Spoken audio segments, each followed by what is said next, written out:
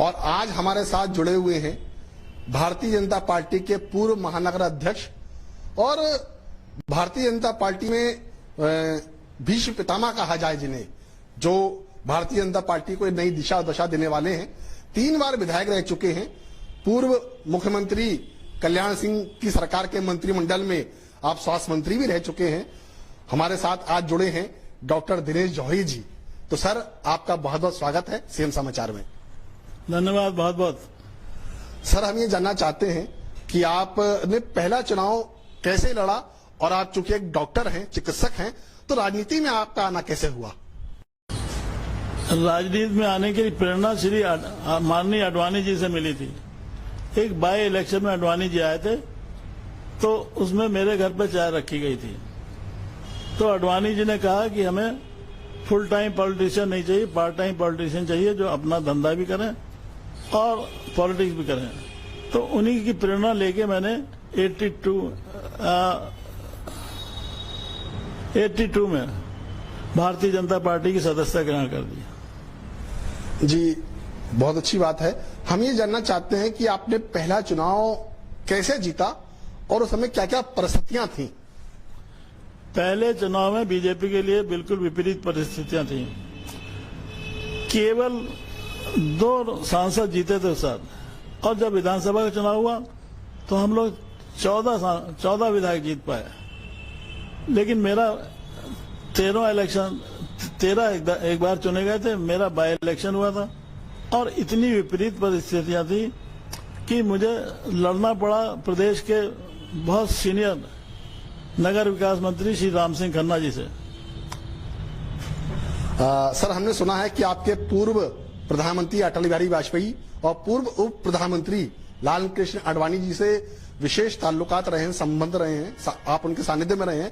तो कोई घटना जो आपको प्रेरित करती हो, और कैसे उनसे आपका ताल्लुकात हुआ, और कोई बात जो आपसे हमसे शेयर करना चाहते हो?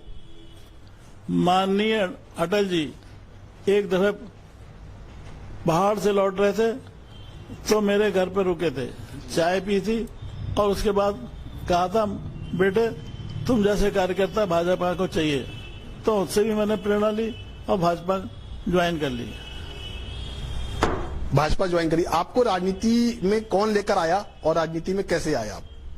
मुझको राजनीति में माननीय लाल कृष्ण आडवाणी जी लेके आया। मैंने आपको पहले भी कहा था कि मेरे घर पर चाय पार्टी हुई थी, उसमें शहर भर के सारे डॉक्टर, इंजीनियर और वरिष्ठ लोग इकट्ठे हुए थे, और आडवाणी जी की प्रेरणा लेके मैंने बीजेपी ज्वाइन करी थी। आप पूर्व स्वास्थ्य मंत्री भी रहे हैं, तो स्वास्थ्य मंत्री रहते हुए आपने क्या क्या कार्य करे, ये हम जानना चाहते हैं। स्वास्थ्य मंत्री रहते हुए सबसे पहले तो मैंने सारे प्रदेश भर के बच्चों को उनका मेडिकल चेकअप कराया। कहीं पे लायंस क्लब के साथ मिलके, कहीं पे रोटरी के साथ मिलके, कहीं जोशी के साथ में, और उसका नाम दिया मैंने मेडिकल मंथन।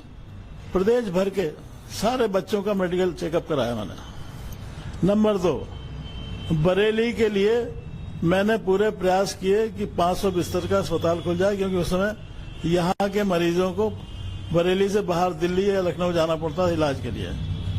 तो 500 बिस्तर का अस्पताल ओपेक कंट्रीज हैं, उनके ऑर्गेनाइजर से मैं मिला दिल्ली में जाके, और उनसे कहा कि बरेली में 500 बिस्तर का अस्पताल कैसे खोला जाए। तो उन्होंने कहा कि उसमें कोई दिक्कत नहीं है, आपको केवल उसके लिए जगह चाहिए। पहला 1 करोड़ रुपया सरकार लगाया, और इंटरनेशनल लेवल के आर्किटेक्ट से नक्शा बनवाइए, और ये रेफरल अस्पताल होगा, डिस्ट्रिक्ट अस्पताल नहीं होगा। तो मैंने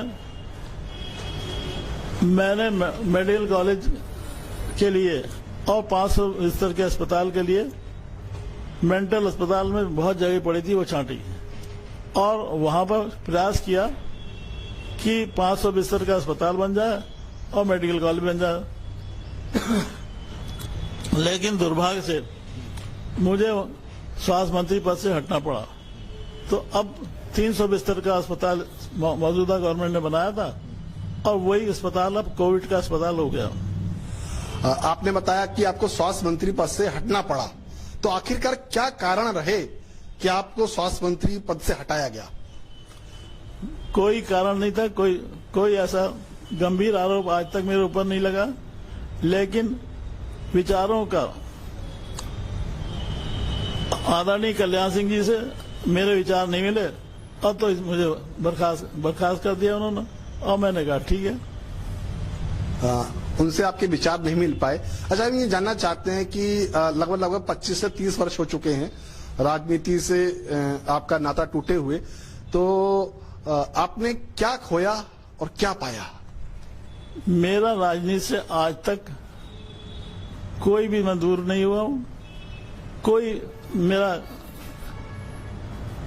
किसी से मेरी वैमनस्यता नहीं है। हाँ, एक बात जरूर कहूंगा कि डॉक्टरों के लिए, मेरे जैसे डॉक्टरों के लिए जिनके क्लिनिक चला करती थी, उनके लिए राजनीति एक अभिशाप है। जितनी मेरे कमाई थी वो सब राजनीति में चली गई और मुझे एक डॉक्टर होते हुए राजनीति में तो बिल्कुल अभिशाप है। आप क्लिनिक पर नहीं बैठोगे तो मरीज किसे दिखाएगा? तो धीरे धीरे मेरी क्लिनिक खत्म हो गई, लेकिन मैंने पैसे तो खोए लेकिन नाम बहुत पाया। ईश्वर की कृपा से आज भी मेरा नाम है। आज हर कोई जानता है डॉक्टर दिनेश जौहरी कहाँ रहते हैं, कैसे करते हैं, क्या करते हैं। जी, हम ये जानना चाहते हैं, एक व्यक्तिगत प्रश्न, आपके परिवार में कितने बच्चे हैं और वो क्या क्या कर रहे हैं इस समय? मेरे 3 बच्चे हैं। सबसे बड़ा है राहुल, वो पहले बीसीसीआई में सीईओ था, chief executive officer cricket board of India का।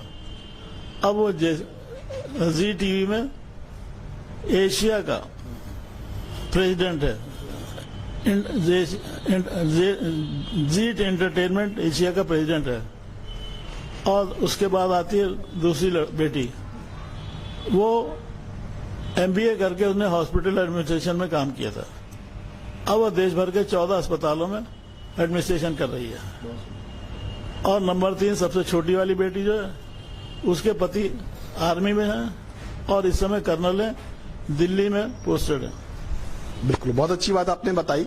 और हम ये जानना चाहते हैं, क्योंकि आप राजनीति में रहे हैं, तो क्या आप चाहेंगे आपके परिवार का कोई बच्चा या बालक राजनीति में आए? राजनीति में जाने की बात यह है कि ये तो अपनी इच्छा है, बच्चों की इच्छा है। कोई आना चाहेगा आएगा, नहीं आना चाहेगा नहीं आएगा। सब अपने अपने काम में लगे हुए हैं। कोई अगर आना चाहेगा तो आ जाएगा। एक प्रश्न हमारा आपसे यही बनता है कि तब की राजनीति में और अब की राजनीति में क्या अंतर पाते हैं आप? तब की राजनीति में कार्यकर्ता बहुत कम थे, ढूंढे नहीं मिलते थे। और आज की राजनीति में बीजेपी के पास कार्यकर्ताओं की कमी नहीं है। इसीलिए देश भर में हमारी सरकार बनती चली जा रही है और हम लोग बीजेपी के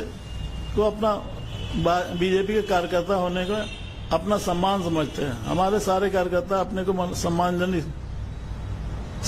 समझते हैं। बहुत अच्छी बात आपने कही।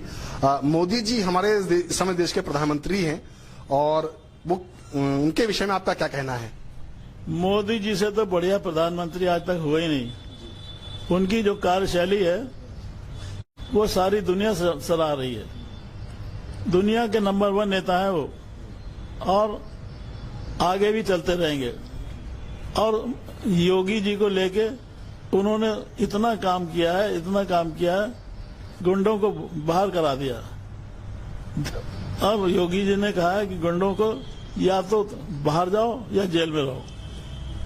और बरेली के विषय में इतना और कहना चाह रहा हूं कि 8 से 10 साल पहले बिजली की बड़ी कमी रहा करती थी, तो लोगों को जनरेटर लगाने पड़ते थे। लेकिन आज की तारीख में बिजली 24 घंटे आती है। सब जनरेटर वाले चले गए, जनरेटर ले गए अपना अपना, और सारी गुंडागिर्दी खत्म हो गई। क्योंकि रात भर बिजली आती है, सुबह बिजली आती है, तो शहर से सारी गुंडागिर्दी खत्म हो गई। और बच्चों को पढ़ने का बड़ा बच्चों को पढ़ने की सुविधाएं बहुत मिल गई। तो आपने बहुत अच्छी बात कही। हम आपसे ये जानना चाहते हैं कि बरेली की जो राजनीति है, इस विषय में आपका क्या विचार है? अभी बरेली में जो है एयरपोर्ट भी बन गया है और माननीय संतोष जी जो कार्य कर रहे हैं, क्या कहना है आपका? अगर बीजेपी ने काम नहीं किया होता तो उत्तर प्रदेश के बरेली नगर महानगर में 9 विधायक नहीं होते, 2 सांसद नहीं होते, मेयर नहीं होता। तो ये दर्शाता है कि बरेली में बीजेपी का साम्राज्य है और बरेली के बीजेपी के कार्यकर्ता पब्लिक की सेवा कर रहे हैं, तभी तो सब पब्लिक पहचानती है बीजेपी कार्यकर्ताओं को और भरपूर वोट देती है। एक प्रश्न आपसे करना चाहते हैं। हम अभी जब आपके घर में हमने प्रवेश किया तो हमने देखा कि आप प्रकृति प्रेमी हैं, गौशाला भी है आपकी। तो ये प्रकृति प्रेम कहाँ से आया? अभी तक मैंने देखा कि आप जो पेड़ पौधों की भी सेवा करते हैं, गाय की भी सेवा करते हैं, रोज सुबह जल्दी उठ जाते हैं और जो भी घर में आपके आता है, आपने हमसे भी साइन करवाए रजिस्टर पे। तो ये वो सिविल आदतें आप में कहाँ से आई और ये प्रकृति प्रेम कहाँ से आया? प्रकृति प्रेम तो है हमारी पत्नी का है। अच्छा।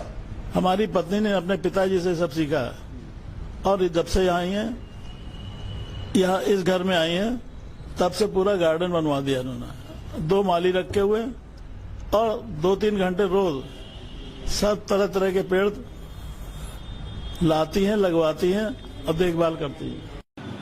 गाय बरसों से घर में पाली हुई है, उसी का दूध पीते हैं, उसी का मट्ठा खाते हैं। आज आप आए थे तो मट्ठा भी उसी का पिलवाया। जी जी जी, बहुत अच्छी बात आपने बताई और आपका मट्ठा पी के भी हमें आनंद आ गया।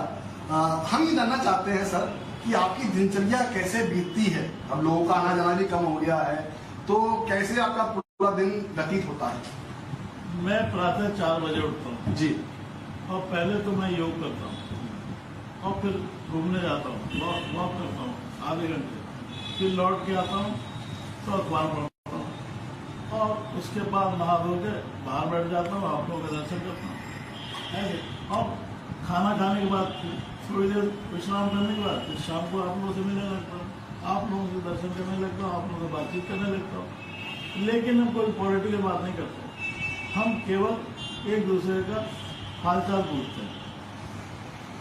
बहुत अच्छी बात कही डॉक्टर साहब आपने। तो हम आपसे ये प्रश्न पूछना चाहते हैं, जैसा कि हम देख रहे हैं ये आपके यहाँ संतोष जी और मोदी जी साथ में बैठे हुए हैं, तो संतोष जी के साथ आपका कैसा अनुभव रहा और माननीय संतोष जी के बारे में, उनके कामों के बारे में क्या कहना चाहते हैं? संतोष जी बहुत मेहनती आदमी है। 8 बार लोकसभा का चुनाव लड़ चुके हैं, 2 बार मुझे भी उनके साथ लड़ने का अवसर मिला है और हम लोगों ने साथ साथ भी चुनाव मिला।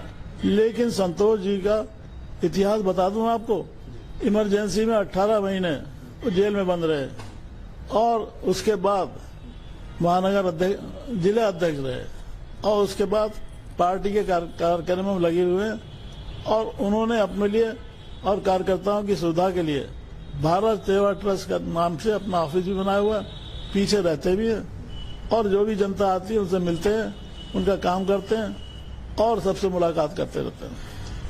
बहुत अच्छी बात आपने। इस समय राजनीतिक जो भी विधायक हैं, मंत्री हैं, किन किन लोगों की आप टच में हैं और किन लोगों से आपकी बातचीत होती है? बरेली जिले में 9 विधायक हैं, 2 सांसद हैं, 1 मेयर है। सभी से मेरी अच्छे संबंध है, सभी से मुलाकात है, रोज ही किसी न किसी मामले में बातचीत होती रहती है। जनता के समस्याओं के बारे में बात होती रहती है और उन्हें सुलझाने के लिए आपस में बातचीत करते रहते हैं। बहुत अच्छी बात आपने कही। क्या अब आप खुद राजनीति में आने के लिए इंटरेस्टेड हैं? मेरी एज हो गई अब 79, अब राजनीति में कैसे आ जाऊंगा, क्या कर लूंगा? क्योंकि मोदी जी ने कहा 60 से ऊपर का कोई आदमी राजनीति में एमपी के लिए चुनाव नहीं लड़ेगा और उसे टिकट भी नहीं दिया जाएगा। तो हम लोग सब रिटायर्ड लोग हैं, लेकिन पार्टी के सुविधा दिला रहे हैं, पार्टी के लिए काम कर रहे हैं और करते रहेंगे जब तक जिंदा रहेंगे। बहुत बहुत धन्यवाद। तो अभी हम सुन रहे थे डॉक्टर दिनेश जौहरी जी को, जो कि राजनीति के भीष्म पितामह हैं, जिनके सानिध्य में भारतीय जनता पार्टी आगे बढ़ी है। बरेली के भारतीय जनता पार्टी के पूर्व नगर अध्यक्ष भी आप रह चुके हैं और पूर्व स्वास्थ्य मंत्री भी रहे हैं। तो आपका हमें समय मिला, उसके लिए हम बहुत बहुत आभारी हैं। बहुत बहुत धन्यवाद।